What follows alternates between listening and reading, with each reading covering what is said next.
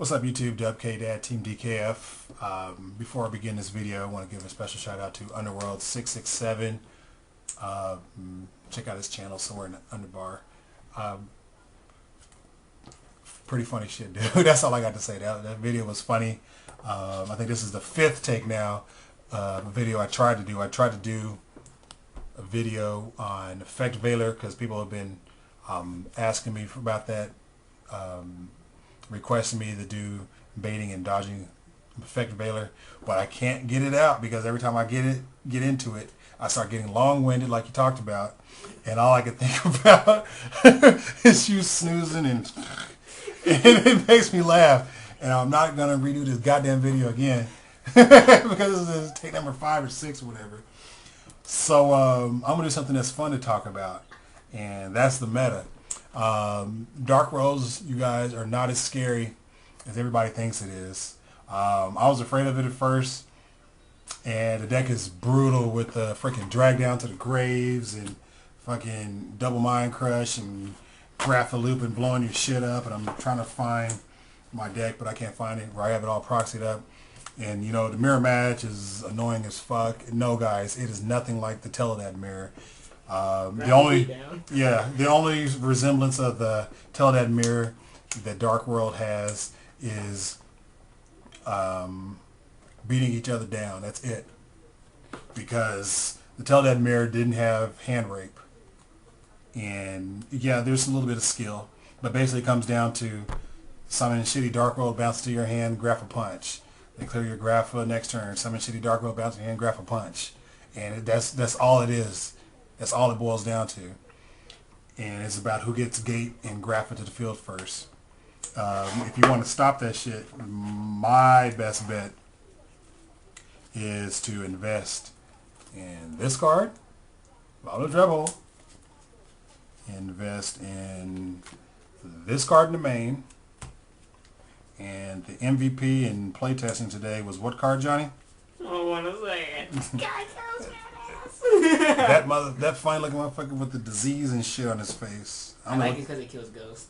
Yeah, that shit right there. The shit with the dude with the disease and shit on his face. If you're afraid of the Dark World matchup and you don't want to run Dark World like me, because I draw shitty with the deck, like I do all decks, I can only run one deck, and that's something plant-based. Main deck these 3 cards.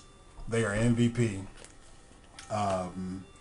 Thunder King is also a boss. People say, well, you just graph it away. Well, they have to search the damn discard outlet, and if you can protect the Thunder King, then you're pretty much winning.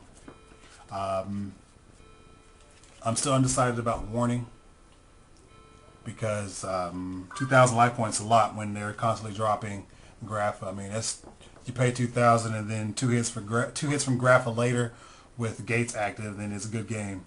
So I'm still kind of iffy on that. I'm still playing it obviously because it's good against other matchups. So that's a good thing. But definitely chainable traps are the way to go. Don't main deck Mind Crush anymore, guys. Unless you're running Dark World, because this is fucking losing. The match was so bad. Yeah. It's good. It's decent. It's decent in the mirror match, but you know what happens in the mirror match? When your Sangin gets blown up or you ditch Snow, you search Brow. Yeah, exactly. You search Brow. That's all you do. You play whatever, ditch Snow. You already got gates and graph and shit in your hand. You search Brow. Make your opponents drag down to the graves and their Mind Crush fail. And that's all it is. So I don't know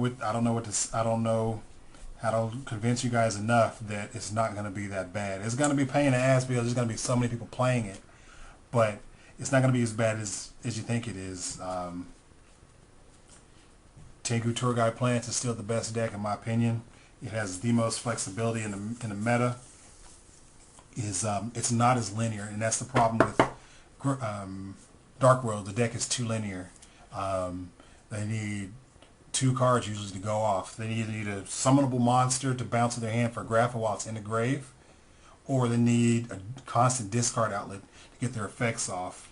Sure, they can go into Tour Guide or whatever, but a lot of decks are already main decking Effect Veiler. And don't drop Effect Baylor, because if you don't run Effect Baylor because you think that it's bad against Dark World, you're going to lose the other decks that aren't Dark World. So why would you give that up? So yeah, those are my thoughts on that. I want to say more, but every time I think about it, I think about Underworld 667 talking about my black ass. So I'm going to shut up now.